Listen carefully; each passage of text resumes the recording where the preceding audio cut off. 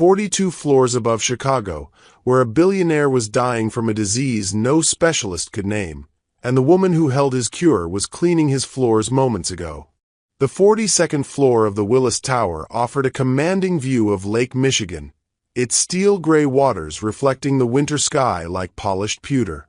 Harrison Caldwell stood before the panoramic windows of his penthouse office, his tall frame casting a shadow across imported Italian marble floors.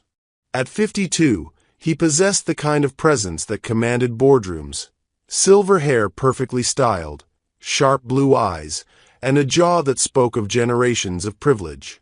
His charcoal wool suit, tailored on Savile Row, fit his athletic build like a second skin. But today, something was different. His usually steady hands trembled slightly as he adjusted his platinum cufflinks, and a thin sheen of perspiration dotted his brow despite the December chill seeping through the glass. "The test results, Dr. Phillips?" Harrison's voice carried its usual authority, though a careful observer might detect the hairline crack beneath. Dr. Jonathan Phillips, head of oncology at Northwestern Memorial Hospital, shifted uncomfortably in his leather chair. At 60, he delivered thousands of diagnoses, but this one felt different. This wasn't just any patient. This was Harrison Caldwell, whose pharmaceutical empire had revolutionized cancer treatment, whose donations had built entire hospital wings. "The MRI shows no tumors, Harrison. Blood work is peculiar. Your white cell count fluctuates daily, but not in any pattern we recognize. The fatigue, the intermittent fever, the weight loss, it doesn't fit any known pathology." Harrison turned from the window, his face a mask of controlled concern. "I've been to Mayo Clinic, Johns Hopkins, Cedars-Sinai. 19 specialists. Dr. Phillips. 19 of the most brilliant medical minds in America, and you're telling me they can't identify what's killing me?" The word killing hung in the air like smoke. Dr. Phillips cleared his throat. "We're not certain it's terminal dash. I can feel it." Harrison's voice dropped to barely above a whisper. "Something is consuming me from the inside. I wake up each morning weaker than the last. My body is betraying me, and your medical science can't explain why." What do you think is happening to Harrison? Have you ever felt like the experts couldn't help you when you needed it most? Let me know in the comments below, and don't forget to subscribe for more incredible stories of unexpected healing and love. 40 floors below, Catherine Kate Bennett stepped off the red line at Monroe, her breath forming small clouds in the frigid Chicago air. At 38, she moved with the quiet efficiency of someone accustomed to being invisible. Her auburn hair was pulled back in a simple style, revealing high cheekbones and warm green eyes that missed nothing. She wore a practical navy coat over her uniform, a crisp white blouse and black slacks that she pressed herself each morning. Kate had been cleaning Harrison Caldwell's penthouse for 3 years, yet they'd exchanged perhaps 50 words total.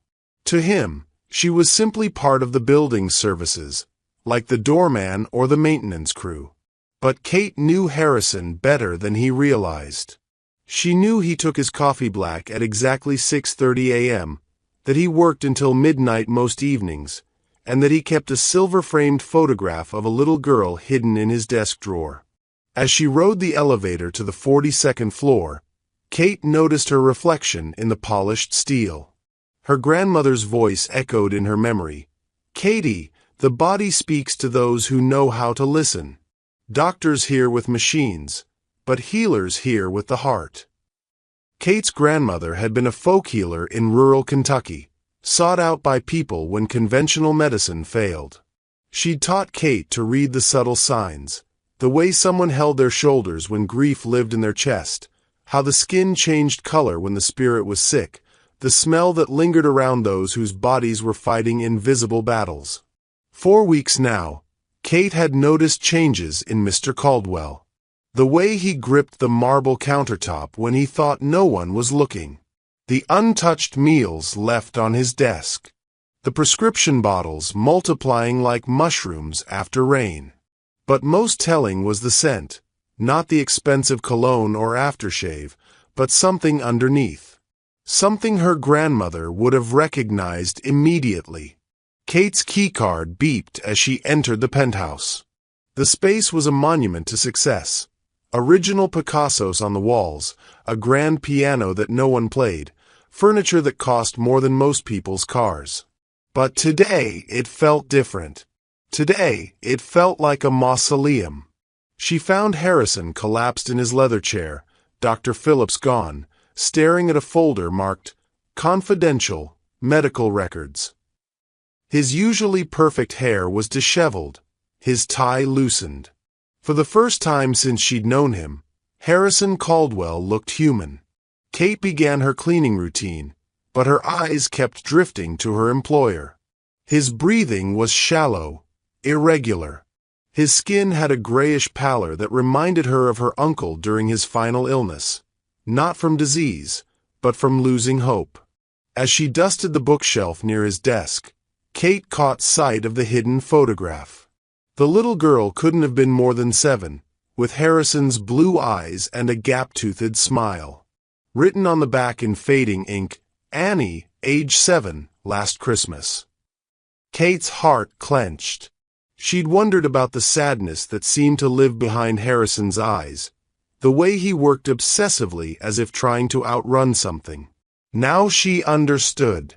Her grandmother had always said that grief could make the body sick in ways no doctor could cure. Harrison looked up suddenly, as if sensing her observation. For a moment, their eyes met across the vast room. Kate saw something she'd never seen before in his gaze. Not arrogance or dismissal, but desperate, bone-deep fear. "Kate," he said, and she started. He'd never used her name before. "Yes, Mr. Caldwell?"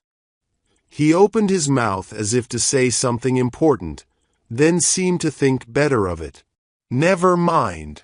Thank you for being here." It wasn't much, but it was more vulnerability than Harrison Caldwell had shown anyone in years.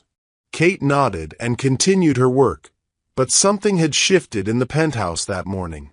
An invisible barrier had developed the first hairline crack. Outside, Chicago's December wind rattled the windows, but inside, 2 lives were about to collide in ways neither could imagine. Harrison had spent millions seeking answers from the world's finest doctors, never suspecting that salvation might come from the woman who cleaned his floors and saw everything he tried to hide. The stage was set for a healing that would save not just Harrison's body, but both their souls. The Caldwell Industries boardroom occupied the entire 48th floor, its glass walls offering a commanding view of the Chicago skyline. 24 executives sat around a mahogany table that could have doubled as a landing strip, their faces illuminated by the glow of tablets and laptops. At the head of the table, Harrison Caldwell commanded attention despite the tremor in his hands that he tried desperately to hide. "Q4 projections show a 12% increase in our biotech division," Harrison announced, his voice steady even as sweat beaded along his hairline. The December sun streaming through the windows felt like July heat against his skin. "The new Alzheimer's treatment protocol has exceeded all expectations." Board member Patricia Holt leaned forward, her red blazer bright against the neutral tones of the room. "Harrison, the FDA approval timeline concerns me. Can we expedite?" The world tilted sideways. Harrison gripped the table's edge as the room began to spin, his vision blurring at the edges. The voices around him became distant, muffled, as if he were underwater. His chest constricted, each breath a monumental effort. "Mr. Caldwell?" Patricia's voice seemed to come from miles away. He tried to respond, but the words wouldn't form. His perfectly pressed white shirt clung to his body, soaked with perspiration. The mahogany table rushed up to meet him as his legs gave way, and Harrison Caldwell, billionaire, pharmaceutical titan, master of his universe, collapsed in front of 24 witnesses. "Call 911, someone shouted. "Get Dr. Phillips on the line. Clear the room." But Harrison heard none of it. Consciousness slipped away like sand through his fingers, leaving him floating in a dark void where money and power meant nothing at all. For floors below, Kate Bennett pushed her cleaning cart through the executive corridors, her practiced movements efficient and silent. She'd finished the penthouse earlier than usual and decided to tackle the boardroom level while most executives were in meetings. The quiet hum of her cart's wheels on polished floors was interrupted by the sudden commotion above. Emergency sirens wailed in the distance, growing louder with each passing second. Kate's heart began to race with an inexplicable sense of dread. She'd felt this before, the same cold certainty that had gripped her the morning her father died, when she'd woken knowing something terrible was about to happen. The elevator doors opened with a soft chime, and Kate watched as paramedics rushed past her with their equipment. She recognized one of the executives, Patricia Holt, her usually composed face etched with worry. "Is he conscious?" Patricia was asking someone on her phone. Kate's blood turned to ice. Him. There was only one him that would cause this level of panic on the executive floors. Abandoning her cart, Kate followed the commotion to the boardroom. Through the glass walls, she could see Harrison lying motionless on the carpet, his silver hair dark with sweat, his face the color of ash. Paramedics worked over him while executives stood in helpless clusters, their quarterly reports forgotten. "BP is dropping," one paramedic called out. "We need to move him now." Kate pressed closer to the glass, her grandmother's training kicking in automatically. She watched Harrison's breathing, too shallow, too rapid. His skin tone, the way his muscles had gone slack, the faint blue tinge around his lips. But it was something else that made her gasp, something the paramedics couldn't see. The smell.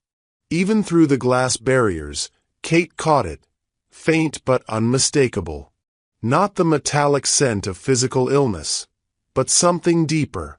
Something her grandmother would have called soul sickness. The acrid odor of a spirit consuming itself from within. "What are you doing here?" Kate spun around to find Patricia Holt staring at her with suspicious eyes. "You're building services, aren't you? This area is restricted."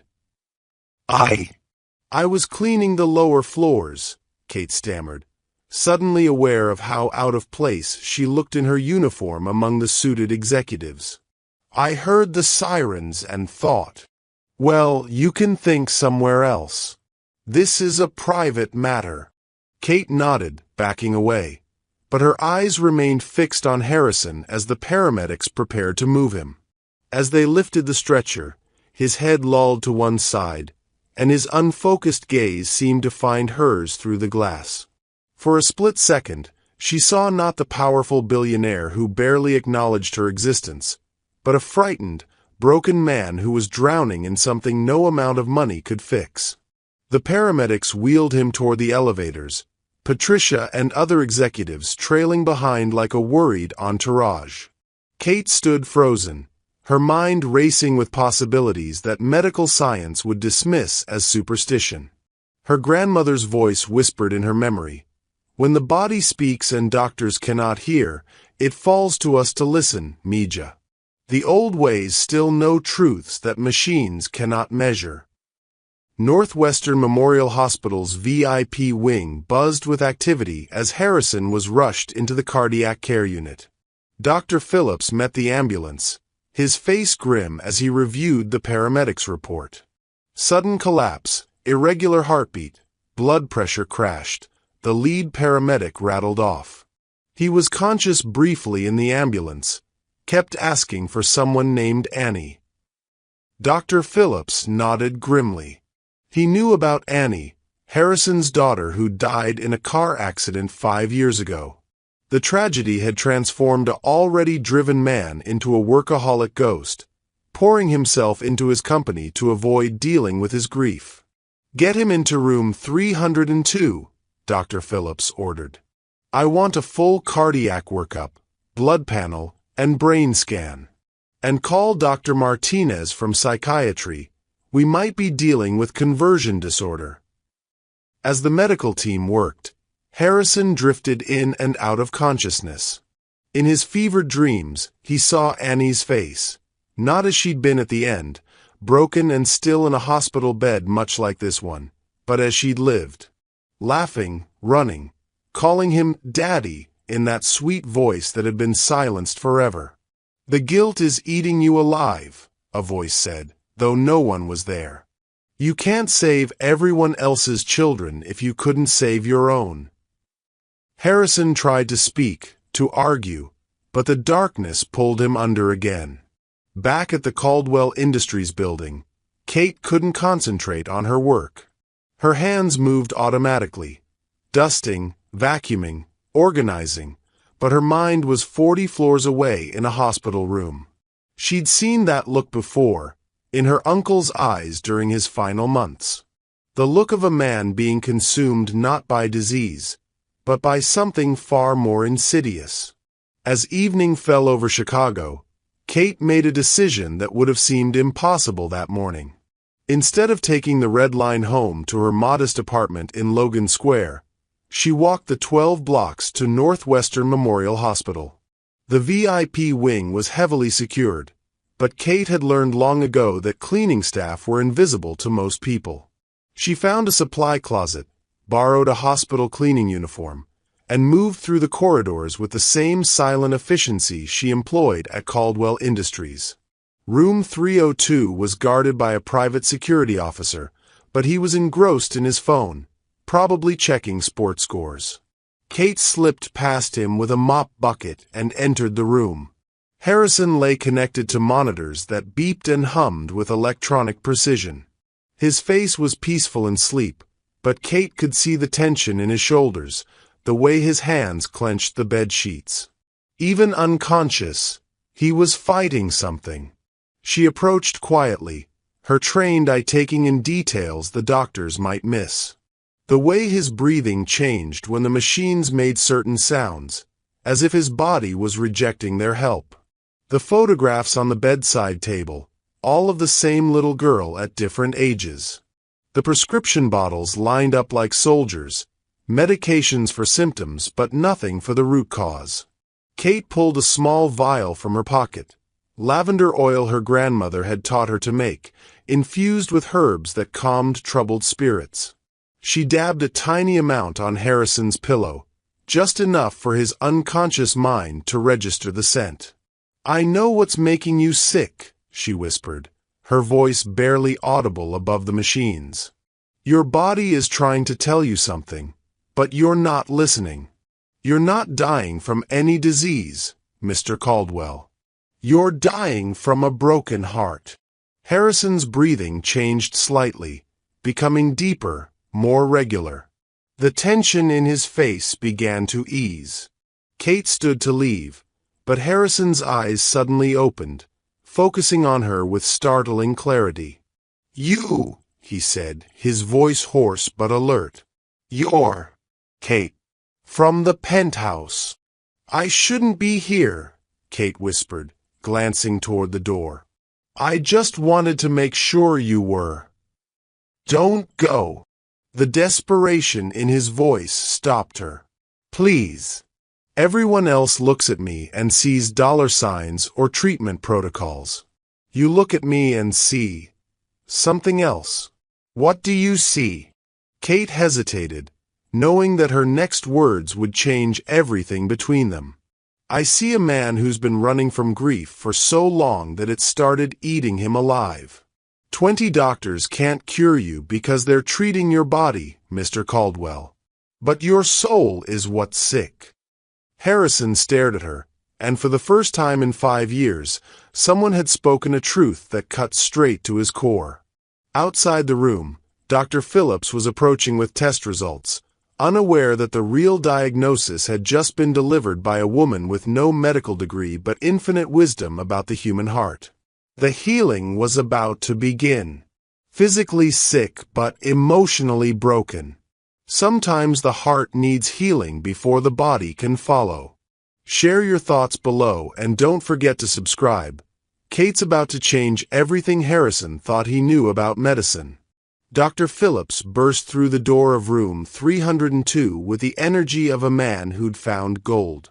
His tablet glowed with test results, his eyes bright with the kind of excitement that only came from solving medical puzzles. Behind him trailed Dr. Rebecca Martinez, the hospital's chief psychiatrist, her burgundy blazer crisp despite the early hour. "Harrison, we need to discuss your treatment plan," Dr. Phillips announced, then stopped short. The room was empty except for rumpled sheets and the lingering scent of something floral. "Where's my patient?" he demanded of the passing nurse. "Mr. Caldwell discharged himself an hour ago," she replied, checking her chart. "Against medical advice. His driver picked him up at 6 a.m. Dr. Phillips' face flushed red. "He what?" "The man collapsed yesterday. His cardiac enzymes were elevated. His white count is still fluctuating." "He seemed quite determined, doctor. Said he had important business to attend to." Dr. Martinez adjusted her wire-rimmed glasses. Classic avoidance behavior. The patient was likely overwhelmed by yesterday's vulnerability episode and retreated to familiar territory where he feels in control. "Familiar territory isn't going to cure whatever's killing him," Dr. Phillips muttered, already reaching for his phone. "I'm calling him directly." 42 floors above Chicago's bustling streets, Harrison Caldwell stood in his penthouse shower, letting scalding water beat against his shoulders. The hospital's antiseptic smell clung to his skin despite the expensive soap, but it was the memory of Kate's words that he couldn't wash away. "Your soul is what's sick." "Ridiculous," he muttered, turning the water hotter. New age nonsense from someone who cleans floors for a living. But even as he dismissed her words, Harrison's reflection in the steamed mirror looked haggard, hollow-eyed. The hot shower that should have relaxed him only emphasized how his body trembled with weakness. He dressed carefully in his armor of choice, a navy Tom Ford suit, Italian leather shoes, a silk tie that cost more than most people made in a week. If he looked powerful, perhaps he'd feel powerful again. His phone buzzed insistently on the marble countertop. Dr. Phillips' name flashed on the screen for the 5th time in 30 minutes. Harrison let it go to voicemail. Instead, he dialed his assistant. "Patricia, I want you to schedule appointments with every specialist we haven't consulted yet. Mayo Clinic has a new immunology department. There's a researcher at Stanford working on rare autoimmune conditions. And that German clinic in Munich, the one that treats European royalty." "Harrison," Patricia's voice carried concern, "perhaps you should rest today. Dr. Phillips called my office 3 times. Dr. Phillips had his chance.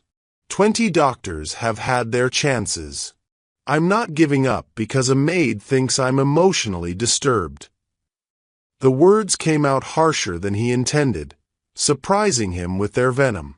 He'd barely spoken to Kate in 3 years, so why did her opinion matter enough to make him angry?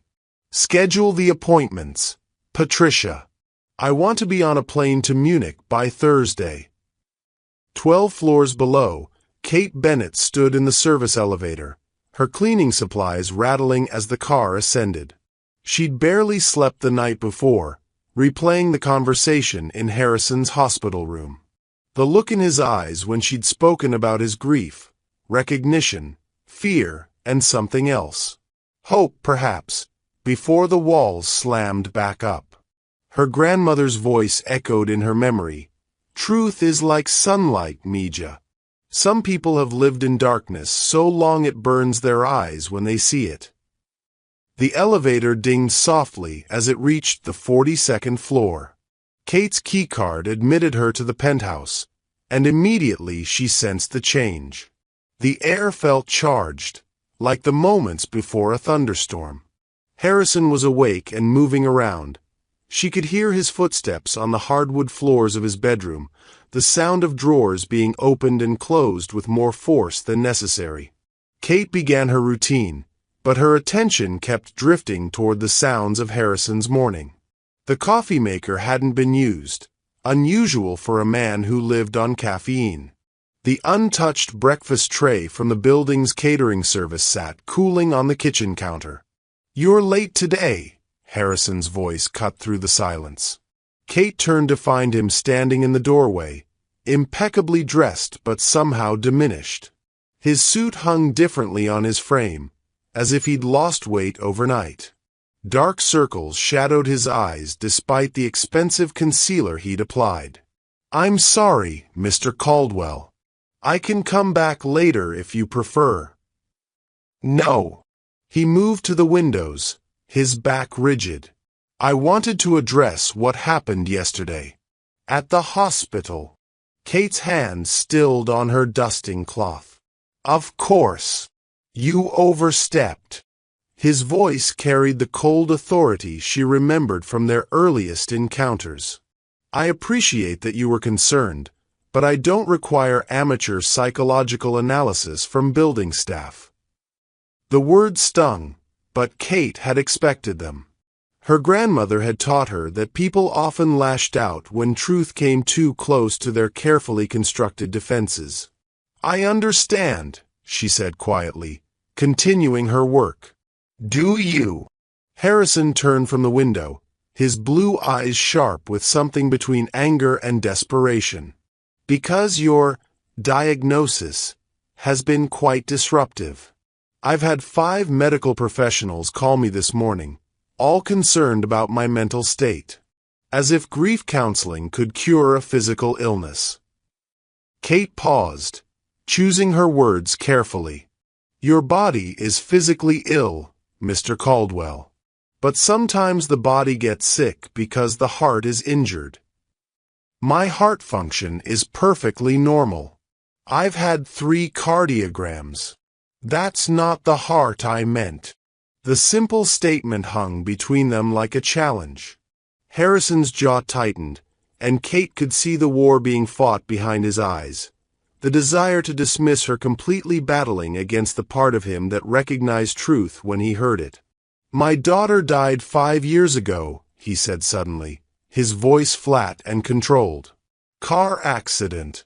Drunk driver ran a red light. I've processed the grief, Ms. Bennett. I've moved forward. I've built a pharmaceutical empire that develops treatments for childhood diseases. I've donated millions to pediatric hospitals. I don't need to heal my heart, because my heart is fine."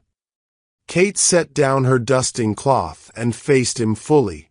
"When did you last visit her grave?" The question hit Harrison like a physical blow. His face went pale beneath his carefully maintained tan. That's completely inappropriate. When did you last say her name out loud? Not in business meetings about pediatric research or charity galas. When did you last say, Annie, and let yourself remember her voice calling you daddy? Stop. The word came out strangled. Your body is trying to force you to grieve, Mr. Caldwell. It's creating symptoms that no medicine can cure because medicine can't heal what you won't acknowledge. Harrison's hands began to shake, the tremor he'd been fighting all morning becoming visible. You don't know what you're talking about. You're a cleaning woman with some folk medicine nonsense your grandmother taught you. You didn't go to medical school. You don't understand complex biological systems or... I understand that you collapse every time you get close to feeling something real, Kate interrupted, her voice gentle but firm. I understand that you've turned your penthouse into a shrine to success because success can't die in car accidents. I understand that you're slowly killing yourself with work and expensive treatments because facing your grief feels more dangerous than dying." Harrison stared at her, his breathing shallow and rapid. For a moment, Kate thought he might collapse again. Instead, he straightened his tie with shaking fingers and walked to his desk. "I'm flying to Munich on Thursday to consult with specialists at the Heartwarming Institute," he said, his voice carefully controlled. "They've developed new treatments for autoimmune conditions that American medicine hasn't approved yet. When I return, I expect this conversation to never happen again. Are we understood?" Kate nodded, recognizing the dismissal. But as she gathered her supplies, she noticed Harrison's hands as he pretended to review documents. They trembled against the paper, and his breathing remained labored. "Mr. Caldwell," she said softly. He didn't look up. "Yes. Munich won't cure you either."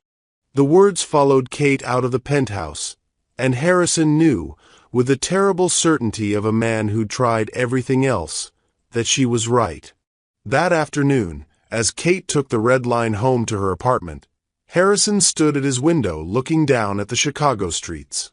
Somewhere in one of those buildings, a drunk driver was probably having a normal Tuesday, unaware that he'd destroyed 2 lives 5 years ago, Annie's and Harrison's. Dr. Phillips' voicemail played on speaker. "Harrison, your test results show elevated cortisol levels consistent with chronic stress. We need to discuss psychological factors in your treatment plan." Harrison deleted the message and booked his flight to Munich. The resistance was complete, but the cracks in his armor were starting to show. The first-class lounge at O'Hare buzzed with the quiet efficiency of wealth and privilege. Harrison sat in a leather armchair that cost more than most cars, his untouched whiskey growing warm on the glass table beside him. His flight to Munich had been delayed 3 times, first for mechanical issues, then weather, now something vague about crew availability. His body felt like it was betraying him with each passing hour. The tremor in his hands had worsened, and a cold sweat clung to his skin despite the lounge's perfect climate control. He'd taken 2 of the experimental medications Dr. Chen from Stanford had prescribed, but they only made him feel more disconnected from his own body. "Mr. Caldwell?" A young flight attendant approached with practiced deference. "I'm afraid I have more bad news about Lufthansa 441. The storm system over the Atlantic has intensified. All transatlantic flights are grounded until at least tomorrow afternoon." Harrison's carefully maintained composure finally cracked. "That's unacceptable. I have appointments at the Heartwarming Institute. These are world-renowned specialists who don't reschedule for weather." "I understand your frustration, sir. We can arrange hotel accommodations." "I don't want hotel accommodations. I want to get to Munich." His voice rose enough to draw glances from other passengers. Harrison caught himself, straightening his tie with trembling fingers. "Call my assistant. Have her charter a private jet." The attendant nodded and retreated, leaving Harrison alone with his growing panic. Each delay felt like a countdown timer ticking toward some invisible deadline. His body was deteriorating, and somewhere in Germany, doctors with experimental treatments were going about their evening routines, unaware that Harrison Caldwell was slowly dying 40,000 feet away from their expertise. His phone buzzed. Patricia's name appeared on the screen, and Harrison answered before the first ring finished. "Tell me you found a charter." "Harrison, I've called every private aviation company in the Midwest. The storm isn't just over the Atlantic. It's a massive system covering half of Europe.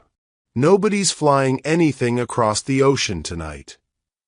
Harrison closed his eyes, feeling the world tilt slightly. The lounge's ambient noise, conversations, clinking glasses, CNN playing on mounted televisions, seemed to grow louder and more chaotic. Then get me on the first available flight tomorrow. First class on any airline. I don't care about the cost. Already done. Lufthansa 441 is rescheduled for 2:15 p.m. tomorrow. But Harrison, maybe this delay is a sign. Dr. Phillips called again. He's concerned about you traveling internationally in your current condition. Dr. Phillips has had his chance to cure me. 20 doctors have had their chances. Harrison's voice carried the edge of desperation he could no longer hide. I'm not giving up because of weather. Meanwhile, across the city, Kate Bennett stood in the kitchen of her Logan Square apartment, stirring a pot of soup that would have to last her the next 3 days. The studio space was modest but warm. Mismatched furniture she'd collected over the years, photographs of her family in Kentucky covering one wall, herbs drying in bundles near the window that faced west toward the setting sun. Her grandmother's recipe book lay open on the counter, its pages yellowed with age and stained with decades of use. Kate's finger traced the careful handwriting that described treatments for soul sickness, the kind of illness that attacked from within when grief was left untended. She'd been thinking about Harrison Caldwell constantly since their confrontation 2 days ago. The look in his eyes when she'd mentioned his daughter's name haunted her. She'd seen that same expression in her own mirror after her father died, the desperate desire to feel nothing rather than feel everything. Her phone rang, and Kate glanced at the caller ID with surprise. Building maintenance. Kate. This is Joe from Building Services at Willis Tower. Sorry to bother you at home, but we've got a situation with the Caldwell penthouse. Kate's heart began to race. What kind of situation? Smoke alarm went off about an hour ago. Fire department cleared the building. No actual fire, just something burning on the stove. But here's the weird thing. Mr. Caldwell was supposed to be in Germany by now, according to his assistant. His car service shows he left for the airport this morning, but the alarm logs show someone was in the penthouse when the smoke started. Kate was already reaching for her coat. I'll be right there. Kate, you don't have to. Yes, I do. The 42nd floor felt different at night. Emergency lighting cast long shadows across the marble floors, and the usual daytime energy was replaced by an almost sepulchral quiet. Kate used her keycard to enter the penthouse, immediately hit by the acrid smell of smoke mixed with something else. Fear, maybe, or desperation. She found Harrison in the kitchen, sitting on the floor with his back against the refrigerator. He'd loosened his tie and rolled up his sleeves, and his expensive suit was wrinkled beyond recognition. On the stovetop, a pot sat charred and ruined, filled with what might once have been soup but now resembled blackened concrete. Mr. Caldwell? Kate approached slowly, as if he were a wounded animal that might bolt. Are you all right? Harrison looked up, and Kate saw something she'd never seen in his eyes before. Complete defeat. Flight was cancelled. Storm over the Atlantic. His voice was flat, emotionless. I've been sitting in airports for 12 hours, and my body feels like it's shutting down. Came home and tried to. I don't know. Make soup, I guess. Haven't cooked anything since. He didn't finish the sentence, but Kate understood. Since Annie died.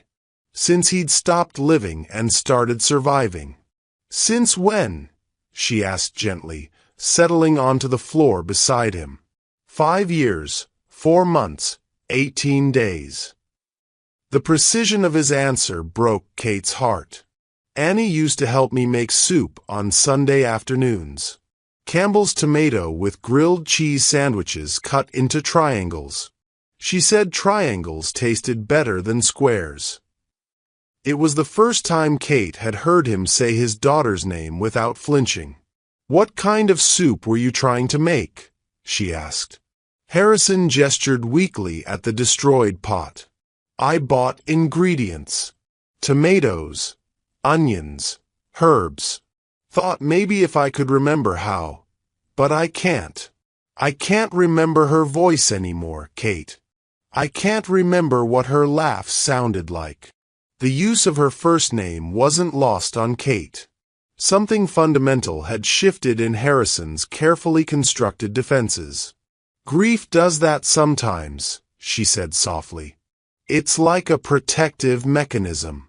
The memories hurt too much, so your mind locks them away." "The doctors in Munich have a new treatment," Harrison continued, staring at the ruined pot. "Experimental immunotherapy. Costs $200,000. Not covered by insurance. I wired the money yesterday. And if it doesn't work—" Harrison was quiet for a long moment. "There's a clinic in Switzerland.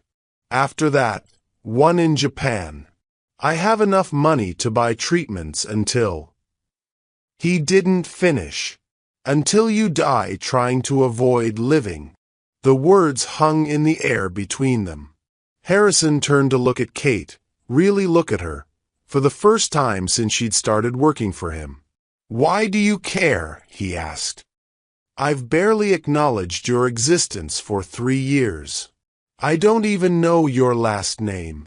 "Bennett," Kate said. "Kate Bennett. And I care because I recognize the look in your eyes. I had the same look after my father died. I spent 2 years trying to work myself to death rather than deal with the fact that he was gone."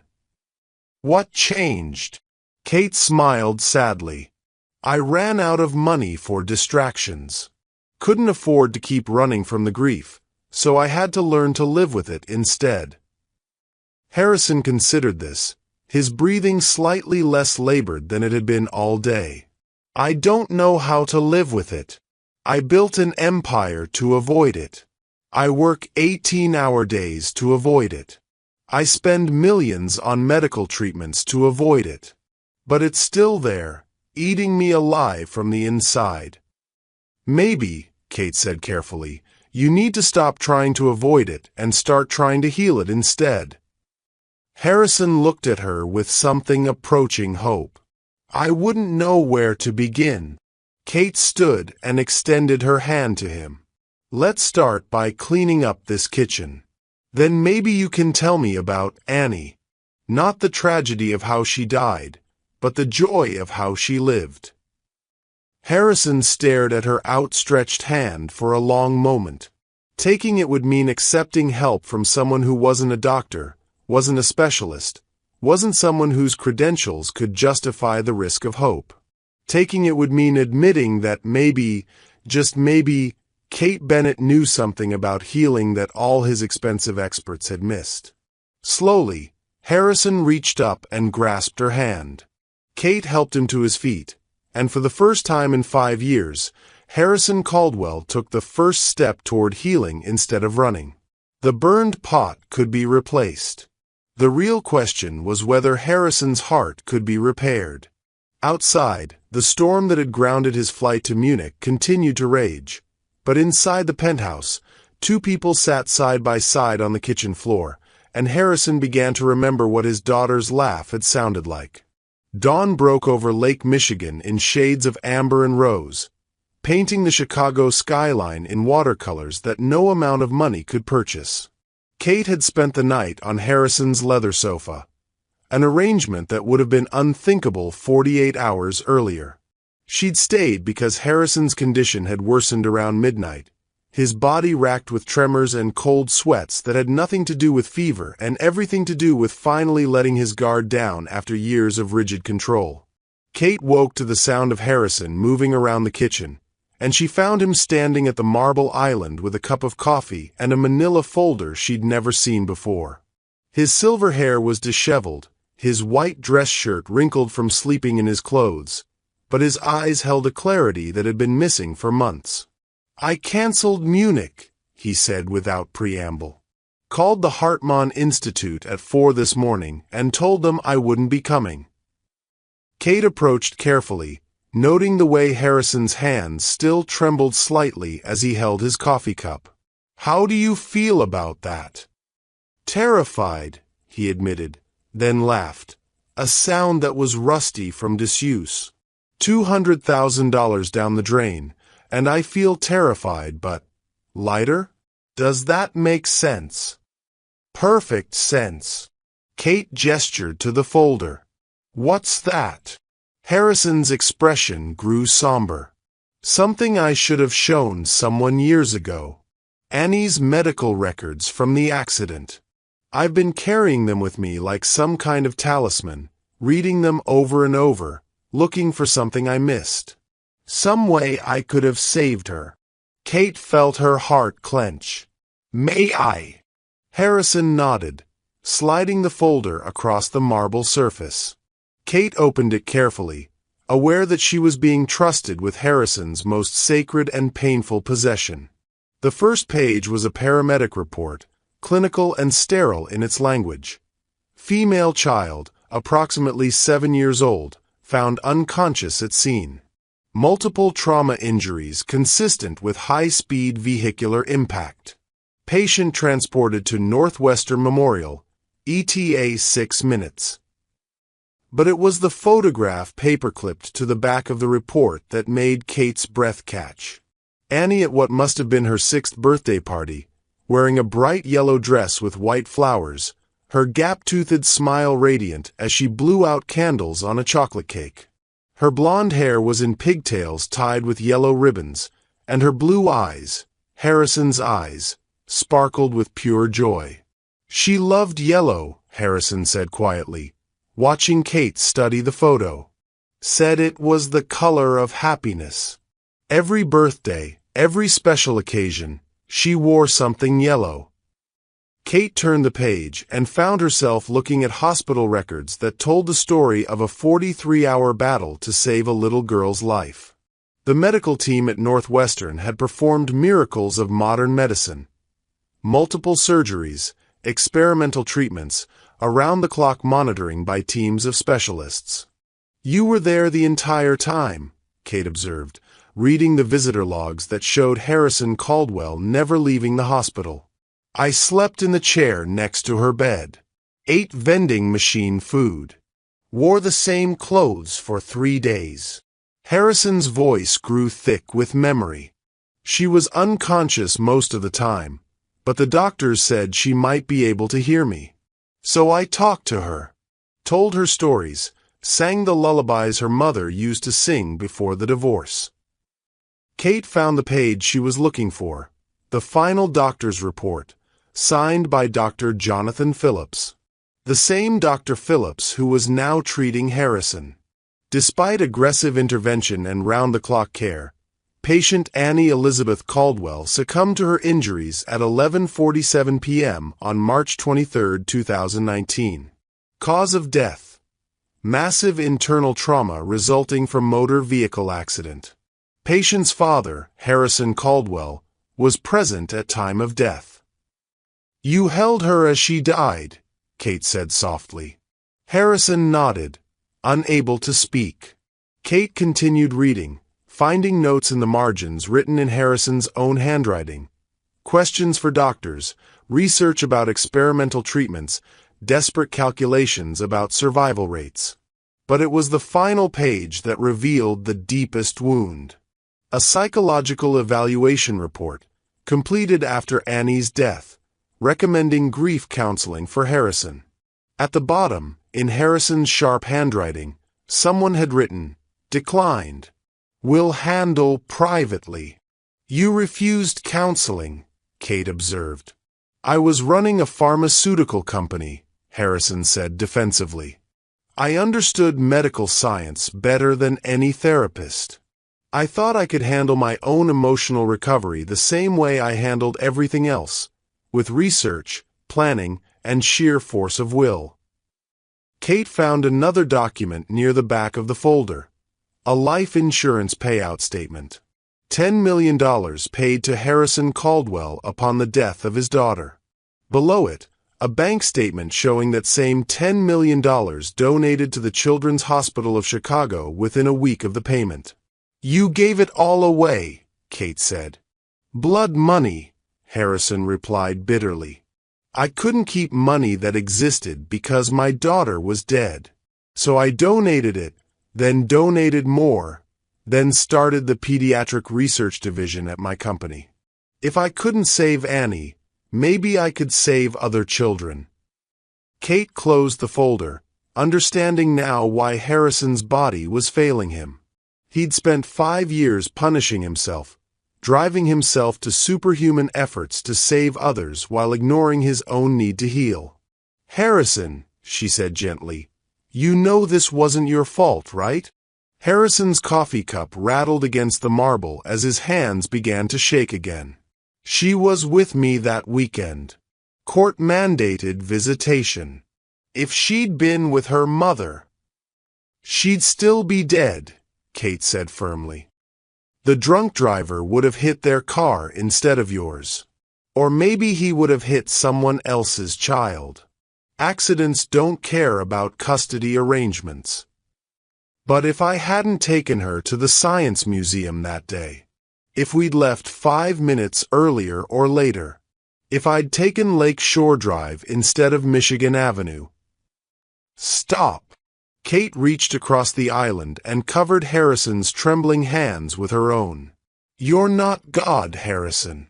You couldn't control a drunk driver any more than you can control your own grief by burying it under work and expensive treatments." Harrison stared at their joined hands, and Kate felt the moment his resistance finally, completely crumbled. His shoulders began to shake, and tears he'd held back for 5 years started to fall. "She called me Daddy right before the impact," he whispered. "We were singing along to the radio, and she saw the other car running the red light. She said, 'Daddy, look out,' and I swerved, but it was too late. Her last words were trying to protect me." Kate moved around the island and pulled Harrison into her arms, letting him collapse against her shoulder as 5 years of suppressed grief finally found its voice. He cried like a man drowning, great gasping sobs that seemed to come from somewhere deeper than his lungs. "She was so small," he choked out. "In the hospital bed, she looked so small. The doctors kept saying there was hope, but I could see it in their eyes. They were just giving me time to say goodbye." Kate held him tighter, her own tears falling into his silver hair. "What did you say to her?" "That I loved her. That she was the best thing I'd ever done with my life. That if she needed to go, it was okay. I told her to find her mom. Annie's mother died when she was 3, and that Daddy would be fine." "But you weren't fine."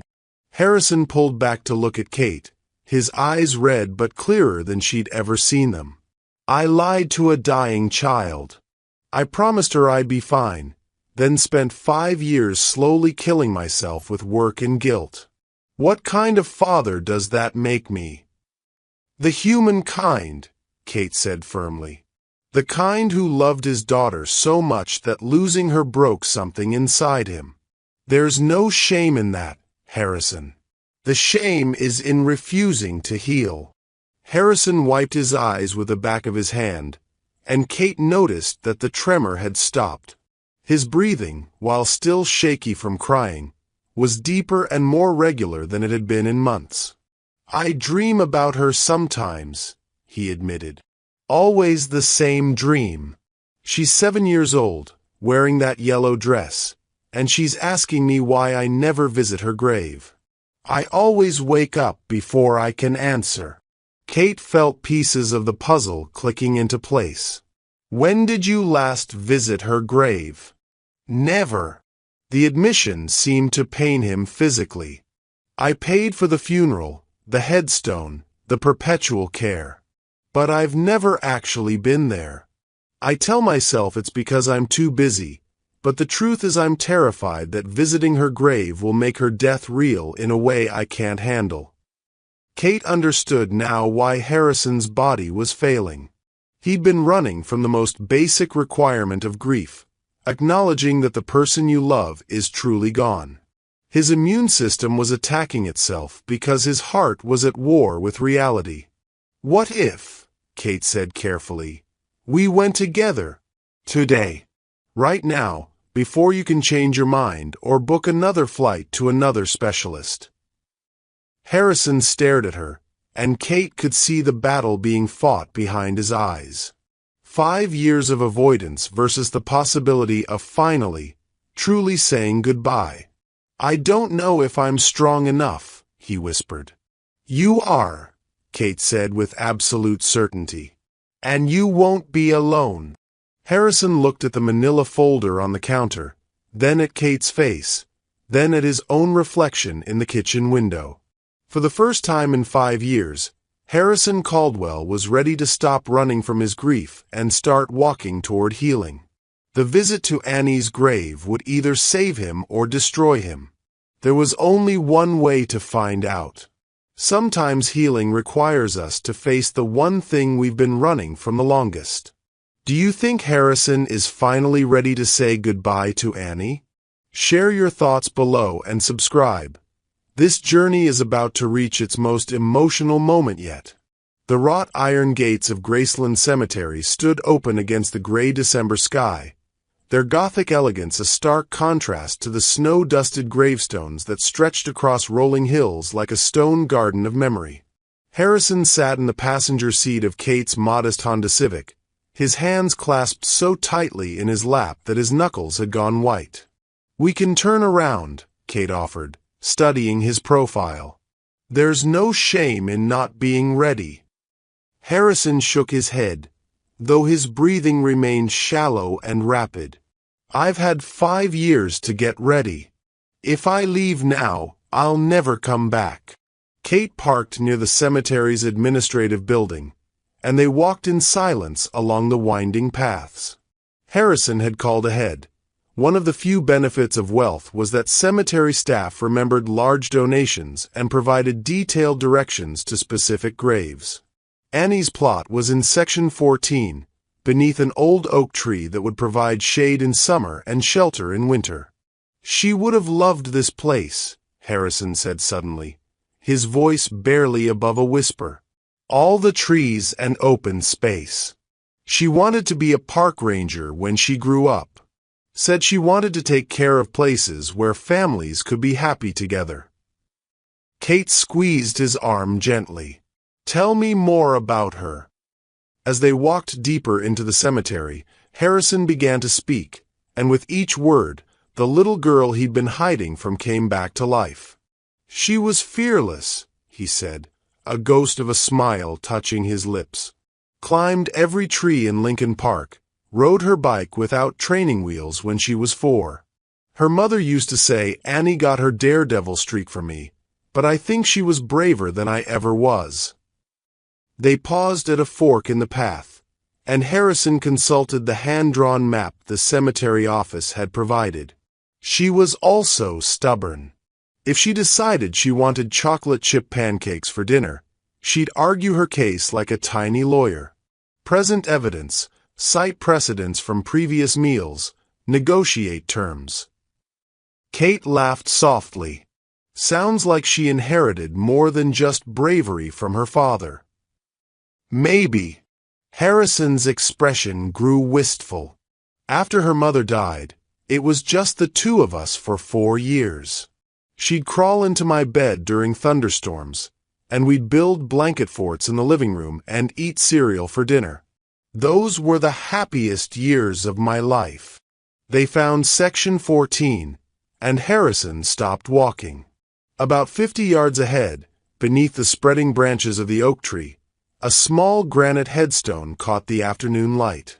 Even from a distance, Kate could see the splash of color against the gray stone. Fresh yellow flowers, bright as sunshine against the winter landscape. "Someone's been here," Harrison whispered, his voice filled with wonder and confusion. They approached slowly, and Kate read the inscription carved into the rose-colored granite. Annie Elizabeth Caldwell, beloved daughter, March 15, 2011 to March 23, 2019. She made every day brighter. At the base of the headstone, a small bouquet of yellow daffodils lay fresh and vibrant, tied with a white ribbon. Beside them sat a children's book, The Secret Garden, and a small stuffed elephant wearing a yellow bow tie. Harrison dropped to his knees in the snow, his face crumpling as the reality of his daughter's death finally, fully hit him. I thought if I never came here, she might still be alive somewhere. Stupid, I know, but... Not stupid, Kate said, kneeling beside him. Human. Harrison reached out with trembling fingers to touch the headstone, and Kate watched as 5 years of suppressed grief finally found its voice. Hi, baby girl, he whispered. Daddy's here. I'm sorry it took me so long. As if the cemetery itself was listening, a gentle breeze stirred the oak leaves above them, and a few late-falling acorns dropped to the snow-covered ground. Harrison looked up, and for a moment, Kate could have sworn she saw him smile. She used to collect acorns, he said softly. Had a whole shoebox full of them. Said she was going to plant an oak forest in our backyard so the squirrels would have somewhere to live. Kate noticed something else, a small metal plaque embedded in the ground near the headstone. She brushed away the snow to reveal an inscription, "This tree and surrounding garden lovingly maintained by the Caldwell Children's Foundation." You've been taking care of her, Kate realized. Even without visiting, you've been making sure she's surrounded by beauty. Harrison nodded, tears streaming down his face. I couldn't come here, but I couldn't let her be alone either. The foundation has been maintaining this section of the cemetery for 3 years. New flowers every month, seasonal decorations, bench repairs. He gestured to a small stone bench positioned a few feet away. I had that installed so other families would have somewhere to sit with their children. Kate felt her heart swell with understanding. Harrison hadn't been running from his daughter's memory. He'd been carrying it with him in the only way his broken heart knew how. The flowers are fresh, she observed. Someone was here recently. Harrison picked up the children's book, and a small envelope fell from between its pages. His name was written on the front in careful, childish handwriting that made him gasp. That's not. He opened the envelope with shaking hands and pulled out a hand-drawn card. On the front, a stick figure man in a suit stood next to a stick figure girl in a yellow dress, both of them smiling under a rainbow. Inside, in the same careful writing, "Thank you for the new playground at our school. Love, Katie M. Age 7. P.S. I think Annie would like that you help other kids." Harrison stared at the card, and Kate watched understanding dawn on his face. The children's wing at Northwestern. The playground equipment I donated to Lincoln Elementary. The pediatric research funding. Annie's still helping other children, Kate said softly. Through you. Through the foundation you built in her memory. Harrison looked around the cemetery with new eyes, taking in the well-maintained paths, the carefully tended gardens, the other families who were visiting their loved ones in a place of beauty rather than decay. I've been so focused on the fact that I couldn't save her, he said slowly, that I never realized I was still taking care of her. Still being her father, just differently. Kate handed him a tissue from her purse, and Harrison wiped his eyes, his breathing finally beginning to steady.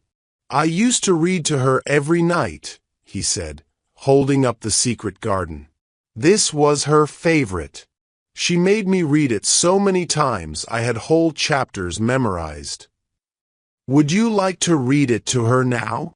Harrison looked at Kate with surprise, then at the book in his hands. Slowly, he opened to the first page and began to read aloud, his voice carrying across the quiet cemetery. When Mary Lennox was sent to Misselthwaite Manor to live with her uncle, everybody said she was the most disagreeable-looking child ever seen. As Harrison read, his voice grew stronger and more confident. Kate watched the tension leave his shoulders, saw color return to his face. For the first time in 5 years, Harrison Caldwell was being a father again. Not trying to save his daughter, not trying to change the past, but simply loving her in the present moment. When he finished the first chapter, Harrison closed the book and placed it gently beside the headstone. "I'll come back next week and read chapter 2, he promised. "She knows," Kate said with absolute certainty. Harrison turned to her, and Kate saw something in his eyes she'd never seen before. Peace. Not complete healing, but the beginning of it. The acknowledgement that grief and love could coexist, that honoring Annie's memory didn't require him to destroy himself in the process. "How did you know?" he asked. "How did you know this was what I needed?" Kate smiled, thinking of her grandmother's wisdom. "Because you've been grieving alone for 5 years. Grief shared is grief that can heal." As they prepared to leave, Harrison placed his hand on the headstone one more time. "I love you, Annie girl. Daddy's going to get better now, I promise. And I'm going to keep helping other children, because that's what you would want me to do." The late afternoon sun broke through the clouds just then, casting golden light across the snow and making the yellow daffodils glow like tiny suns. Harrison and Kate walked back to the car in comfortable silence, both understanding that something fundamental had shifted between them. Harrison Caldwell had finally said hello to his grief, and in doing so, had taken the first real step toward saying hello to love again. Sometimes the hardest part of healing is learning that we can honor our lost loved ones by living fully, not by dying slowly. What do you think? Is Harrison finally ready to choose life over guilt? Share your thoughts below and don't forget to subscribe.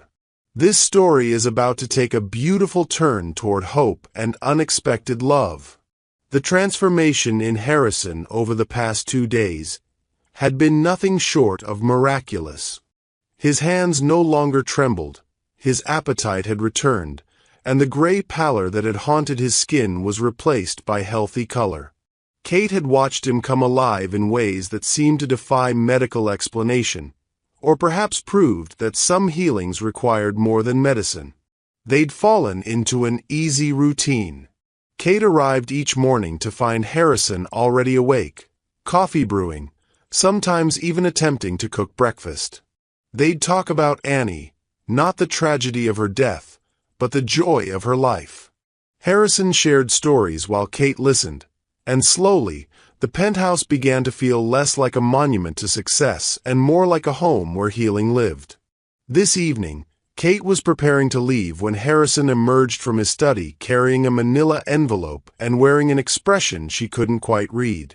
"Kate, we need to talk." Something in his tone made her stomach clench with anxiety. The warmth that had characterized their interactions over the past 2 days was missing, replaced by something formal and distant. "Of course," she said, setting down her cleaning supplies. "What's wrong?" Harrison moved to his desk and pulled out a document that made Kate's blood turn cold. It was a background check report with her photograph paper-clipped to the front page. "I had my security team run a comprehensive background investigation," Harrison said, his voice carefully neutral. "Standard procedure when someone becomes close to a person in my position." Kate felt the room tilt slightly. "Harrison, I can explain." "Explain what, exactly?" His blue eyes, which had been so warm and grateful over the past 2 days, now held the chill of a Chicago winter. "That you've been fired from 3 previous housekeeping positions for inappropriate boundary crossing? That you were arrested 2 years ago for trespassing at Northwestern Memorial Hospital? That your real name isn't Kate Bennett, It's Catherine Marie O'Sullivan, and you legally changed it after serving 6 months in county jail." Each word hit Kate like a physical blow. She'd known this moment would come eventually, but she'd allowed herself to hope that maybe, just maybe, Harrison would see her heart before he saw her history. "The arrest at Northwestern," she began, her voice barely above a whisper. "I was trying to see my father. He was dying, but visiting hours had ended, and they wouldn't let me." "According to this report," Harrison continued, consulting the document with the cold precision of a prosecutor, "you've made a career out of inserting yourself into wealthy families during times of crisis. The Hendersons in Evanston hired you 6 months after their son's suicide. You were terminated when they discovered you'd been researching their family's medical history and offering unsolicited psychological advice." Kate's legs felt weak. She sank into one of Harrison's expensive chairs, her hands shaking as badly as his had been just days earlier. "And the Washingtons in Lake Forest," Harrison pressed on relentlessly, "hired you after their daughter was diagnosed with leukemia. You were fired and served with a restraining order after you convinced them to try folk remedies instead of chemotherapy. The child nearly died." "That's not what happened," Kate said desperately. "Mrs. Washington asked me about my grandmother's healing methods.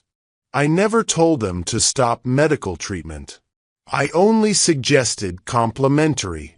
"Complementary what?" "Herbs and superstition." Harrison's voice rose, and Kate heard the anger beneath his controlled facade. "You targeted grieving families, Catherine. You exploit people at their most vulnerable moments, offering false hope when they're desperate enough to believe anything." Kate felt tears burning her eyes, but she forced herself to meet Harrison's gaze. "Is that what you think I've been doing with you? Exploiting your grief?" Harrison was quiet for a long moment, and when he spoke, his voice was deadly calm. "I think you're a very skilled predator who recognized a multi-billionaire having a breakdown and saw an opportunity. I think you researched my history, learned about Annie, and crafted the perfect approach to gain my trust." The accusation hit Kate like a slap. "That's not true." "Isn't it?" Harrison stood and began pacing, his earlier peace replaced by the familiar restlessness that had characterized him before their trip to the cemetery. "You just happen to know exactly what to say about grief and healing. You just happen to have the perfect folk wisdom to explain my symptoms. You just happen to suggest visiting Annie's grave at the exact moment I was most vulnerable. I suggested visiting the grave because you needed to say goodbye." Kate stood as well, her own anger finally finding its voice. "Everything I told you came from my heart, from watching my own family struggle with loss. I never researched you, Harrison. I never exploited you. I saw a man in pain and tried to help." "Help," Harrison repeated with bitter laughter. "Is that what you call it? Because according to this report, your help has a pattern. You get close to wealthy clients, gain their trust during medical crises, then position yourself as indispensable. The Hendersons left you money in their will before they discovered your background and changed it." Kate felt the world crumbling around her. "I returned that money. I never asked for it, and when I found out, I refused to accept it."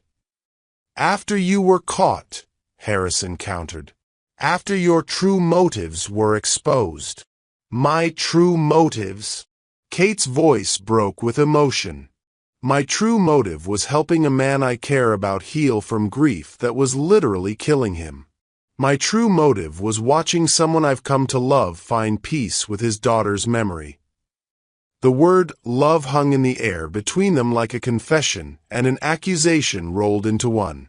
Harrison stopped pacing and stared at her, his face cycling through emotions too quickly for Kate to read. "Love," he repeated softly. "How convenient.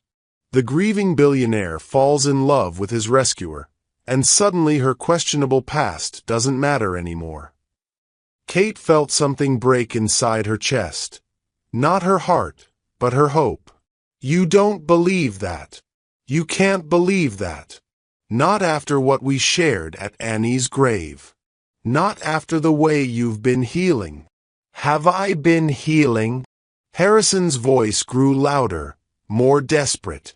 Or have I been manipulated by someone who's made a career out of exploiting grieving parents? How do I know the difference anymore? Kate watched in horror as Harrison's hands began to tremble again, as the gray pallor returned to his skin. His breathing grew shallow and rapid, and she realized that his body was responding to emotional trauma the same way it had responded to suppressed grief. "Harrison, please," she said, reaching toward him. "Your symptoms are coming back because you're fighting the healing that was working. Don't let fear undo the progress you've made." Harrison jerked away from her touch as if she were venomous. Don't you dare try to psychoanalyze me right now. I won't be manipulated anymore. I never manipulated you. Then explain the background check." Harrison slammed the report down on his desk, pages scattering like accusations. "Explain the pattern of targeting grieving families. Explain why every wealthy person who's trusted you has ended up hurt or exploited." Kate stared at the scattered pages, seeing her mistakes and failures laid out like evidence in a trial she couldn't win. The Hendersons, who'd been so grateful for her comfort after their son's death that they'd wanted to leave her money she never asked for. The Washingtons, who'd begged her to share her grandmother's knowledge and then blamed her when traditional medicine failed their daughter. The hospital arrest when she'd been desperate to say goodbye to her dying father.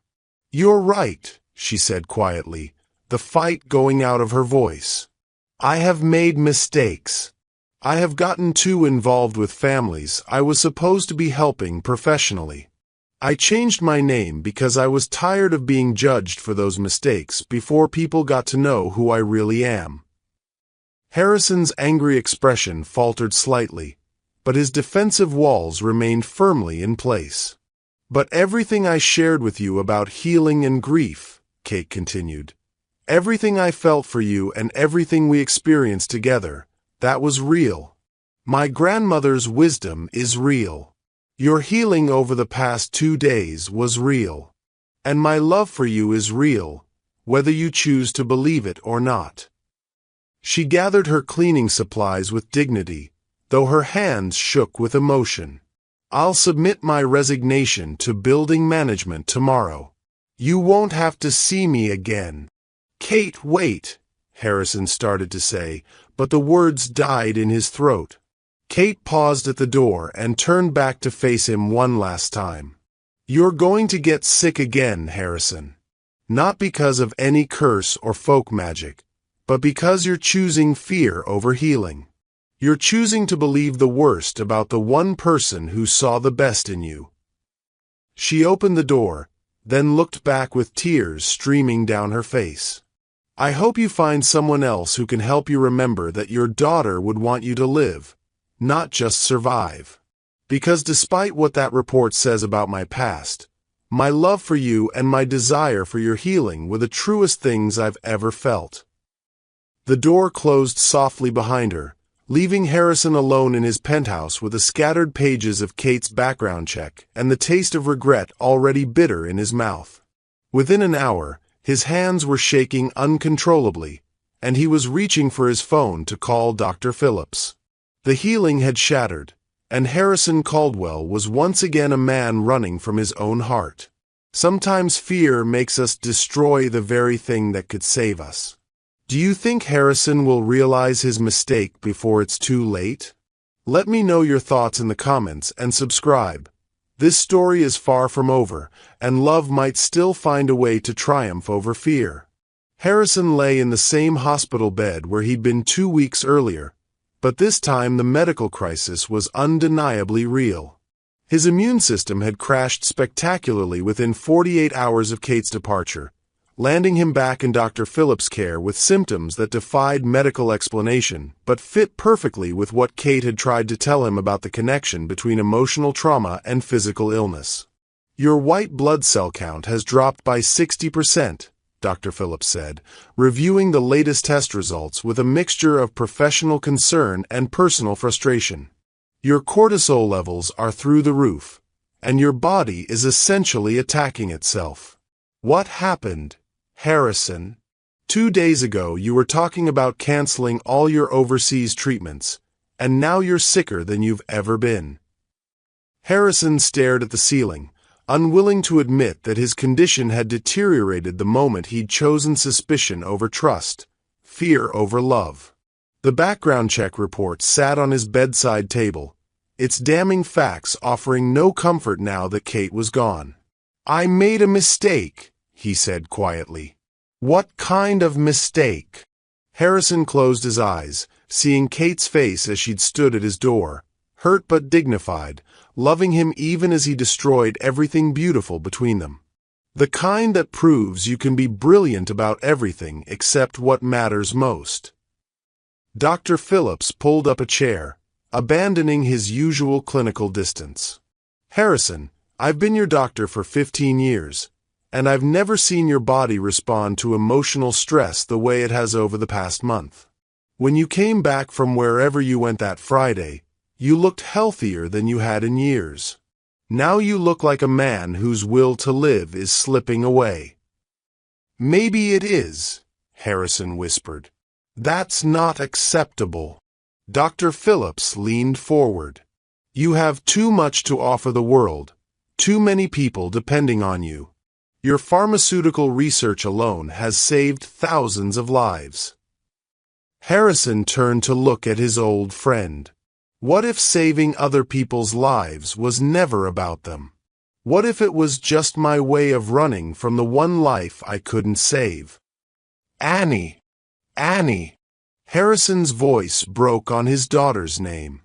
"I've spent 5 years trying to atone for failing her, and I finally found someone who helped me understand that loving her didn't require destroying myself. Then I threw it all away because I was too afraid to trust my own heart." Dr. Phillips was quiet for a moment. "The cleaning woman, Kate Bennett." Harrison nodded. She saw through everything, the wealth, the power, the medical mystery that stumped 20 specialists. She looked at me and saw a father grieving his child, and she helped me remember that grief shared is grief that can heal. "What happened?" Harrison gestured weakly at the background check report. "I had her investigated. Found out she'd made mistakes with other families, gotten too involved, crossed professional boundaries. I convinced myself she was exploiting me, using my grief for her own purposes. And now I'm dying again, and she's probably packing to leave Chicago because I destroyed the most genuine connection I've felt since Annie died." Harrison's monitors began beeping more rapidly as his heart rate increased. "I chose fear over faith, Dr. Phillips. I chose to believe the worst about someone who gave me the first glimpse of healing I've had in 5 years." Dr. Phillips studied his patient's face. "Do you believe she was exploiting you?" Harrison was quiet for a long time. "No. My head believed it for about 12 hours, but my heart never did. She knew things about grief and healing that no amount of research could teach. She cared about my recovery in ways that had nothing to do with money or advantage. When she looked at me, she saw me. Not Harrison Caldwell the billionaire, but the man who missed his daughter so much it was literally killing him. Then why are you lying in a hospital bed instead of fighting for her?" The question hung in the air like a challenge. Harrison realized that for all his business acumen and strategic thinking, he'd been approaching love like a board meeting, analyzing risks, calculating potential losses, protecting his assets instead of opening his heart. "Because I'm a coward," he admitted. I'm brave enough to build pharmaceutical empires and donate millions to charity, but I'm terrified of telling a woman I love her and asking her to forgive me for being an idiot." Dr. Phillips smiled. "Well, that's the first honest thing you've said about your condition in years." Meanwhile, across the city, Kate sat on the floor of her Logan Square apartment, surrounded by boxes and the remnants of a life she was preparing to leave behind. Her resignation from building services had been accepted immediately. No questions asked, no explanation required. She'd found a job in Minneapolis caring for an elderly woman with dementia, a position that would take her far from Chicago and the memories that seemed to live in every corner of the city. Her grandmother's recipe book lay open beside her, and Kate traced the faded handwriting with her finger. The remedies and wisdom passed down through generations felt hollow now, mocked by her failure to heal the one person who'd mattered most. Her phone buzzed with a text from her sister in Kentucky. "Heard you're moving to Minneapolis. What happened to the job you loved in Chicago?" Kate stared at the message, unable to explain that she'd fallen in love with someone who'd chosen to believe the worst about her rather than trust what his heart knew to be true. She'd made mistakes in her past, gotten too close to families she was meant to help professionally, blurred boundaries in her desire to ease others' pain. But with Harrison, everything had been different. Pure. Real. Her phone rang, and Kate's heart leaped when she saw Northwestern Memorial Hospital on the caller ID. For a wild moment, she thought Harrison might be calling to apologize, to ask her to come back, to admit that his fear had made him cruel. Instead, it was Dr. Phillips. "Ms. Bennett? This is Dr. Jonathan Phillips, Harrison Caldwell's physician. I hope you don't mind me calling, but I got your number from the hospital's visitor registry." Kate's stomach clenched with worry. "Is Harrison all right?" "No, he's not. He's back in the hospital, and his condition has deteriorated rapidly since." Dr. Phillips paused. "Since whatever happened between you two. I'm calling because I need to understand what you did for him. Not the folk remedies or unconventional treatments, but what you did for his emotional state." Kate closed her eyes, remembering Harrison at Annie's grave, reading to his daughter for the first time in 5 years. "I helped him stop running from his grief. I helped him remember that loving someone doesn't require destroying yourself when you lose them." "He's destroying himself again," Dr. Phillips said bluntly. "His immune system is failing, his will to live seems compromised, and he keeps talking about mistakes and missed chances. Ms. Bennett, I've been treating Harrison for months, and I've never seen him as healthy as he was the day he came back from wherever you two went together." "We went to Annie's grave," Kate said softly. "He'd never visited her before.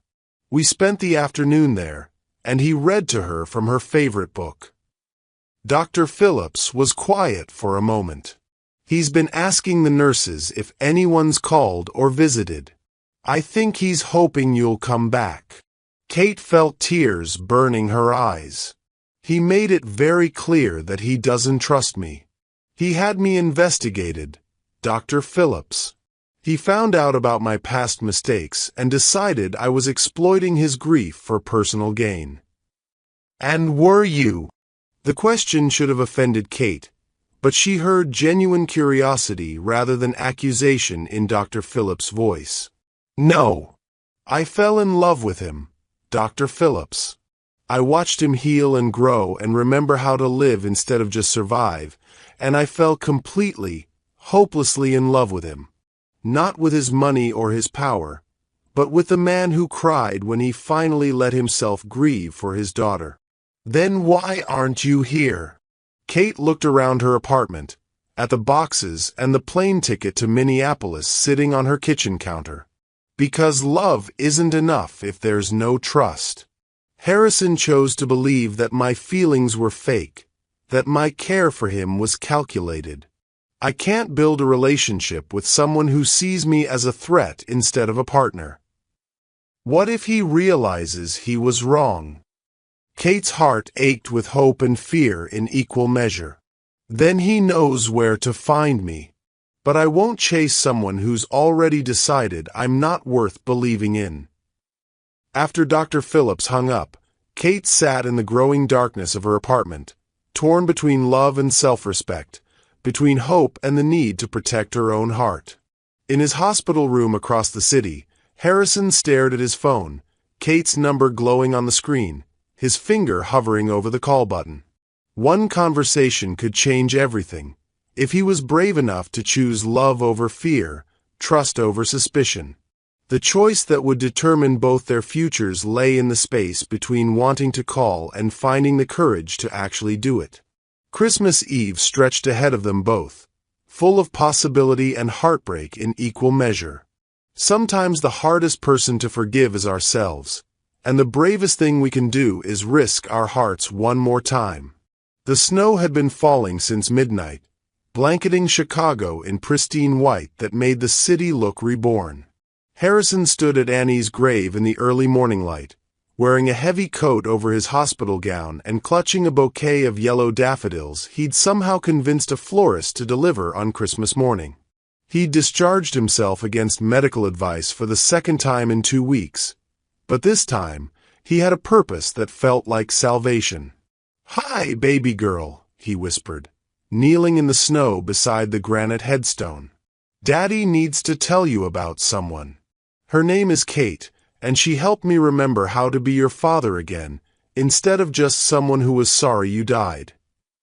The morning was so quiet that Harrison could hear his own heartbeat, steady and strong for the first time in weeks. Being here, talking to Annie, felt as natural as breathing now. Kate's gift to him that no amount of fear or suspicion could erase. "I made a terrible mistake, Annie. I found someone who loved me, really loved me, not for money or status, but for the broken man I became after you left. And I threw it away because I was scared of being hurt." Harrison brushed snow from the headstone with trembling fingers. "Your mom would have said I was being stupid, and she would have been right."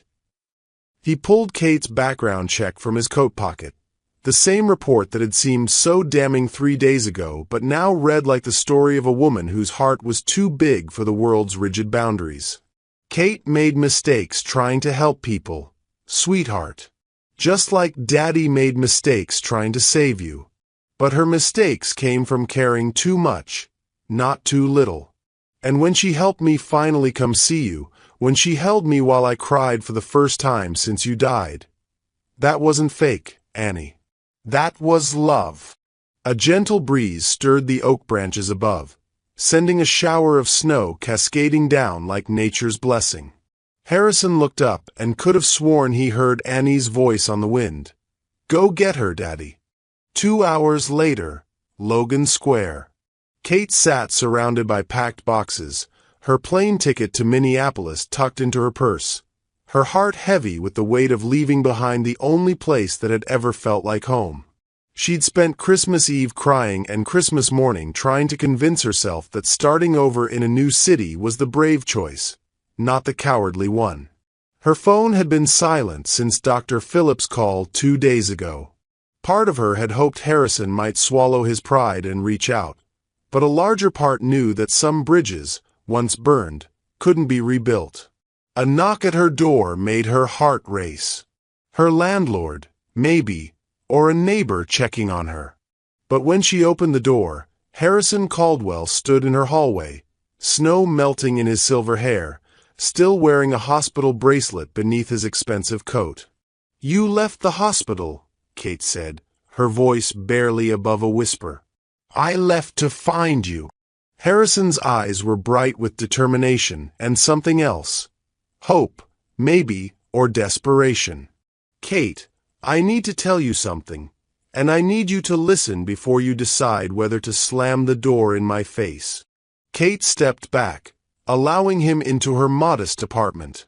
Harrison looked around at the boxes, at the sparse furniture and the plane ticket visible on her kitchen counter, and his face fell. "You're leaving. My flight's in 3 hours." Kate wrapped her arms around herself, trying to maintain emotional distance from the man who'd shattered her heart. "There's nothing left for me in Chicago." "There's me," Harrison said quietly. Kate felt tears threatening. "You made it very clear what you think of me, Harrison. You chose to believe I was a predator who exploited your grief rather than someone who genuinely cared about your healing." "I was wrong." The words came out raw, honest.